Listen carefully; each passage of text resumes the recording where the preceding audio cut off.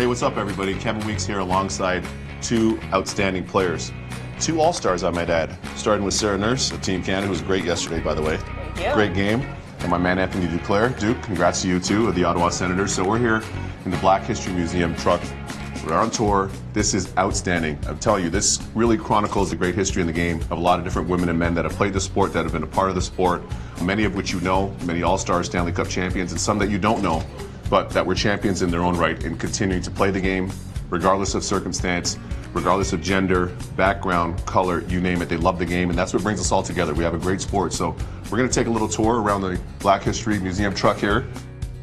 So growing up, who were your favorite players here? For me growing up, it was definitely Jerome McGinley. You know, Yeah. I had his t-shirt jersey, and That's I was pretty obsessed with him growing up. I mean, I wish I could have looked up to Angela James, but you know, just the visibility piece and the exposure piece, I didn't know she existed until I got older. And so the fact that I've been able to meet her now and call her a friend, it's a pretty cool and unique experience and very surreal, but it speaks to where and what she's done in the game. I gotta go with Sarah as well. Jerome McGinley was unbelievable player. Obviously, Hall of Fame. He was my guy. Kind of mad about not playing against him or with him, but I think I missed him by a year or two. But a great ambassador for the league, and he's done so many great things. What's been the most challenging thing for you in your path in playing the game so far that you've had to be able to overcome to be where you are today? I think just kind of breaking those barriers and those stereotypes. There are so many stereotypes of being a female playing hockey in the first place, and then you throw in that my parents came from the Caribbean, and it's like, mind's blown, right? So I think just overcoming those barriers and really educating people, because there's a lot of lack of information and confusion. So I think just educating people, and ultimately hockey is for everybody, and we're proving that today.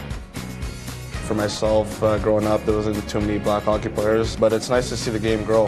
Now I go to hockey rinks in the summer and I see a lot more, black hockey players and whatnot. So it's nice to see.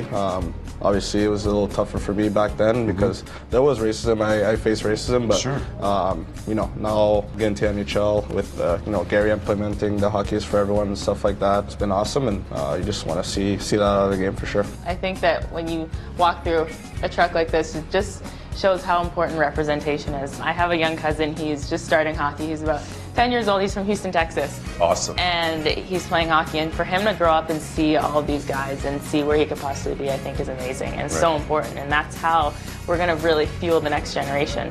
Seeing all those players is just unbelievable. Like Sarah mentioned, all the talent that's been known to be in this league is just really nice to see, and not everybody knows these guys, but there are a couple Stanley Cup champions, which is a huge accomplishment, and it's just really nice to see. We're very fortunate, every one of us very fortunate to be a part of this great sport in whatever capacity we are.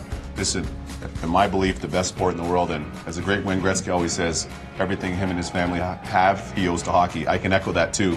But more importantly, when we look at the history of our sport, it's a rich history, the tapestry that we have, a lot of different women and men that play the game, that coach, that manage, different roles, some of us now in TV. It's really, really important for the history of the game, also the growth of our sport, and what helps to make our sport as great as it is. Both these two have made history here, so congrats to you both on making history. We're always going to remember this NHL All-Star Weekend 2020. It's nice to be here in the Black History Hockey Museum. Keep doing what you do. Keep shining. Thanks so much. Take care.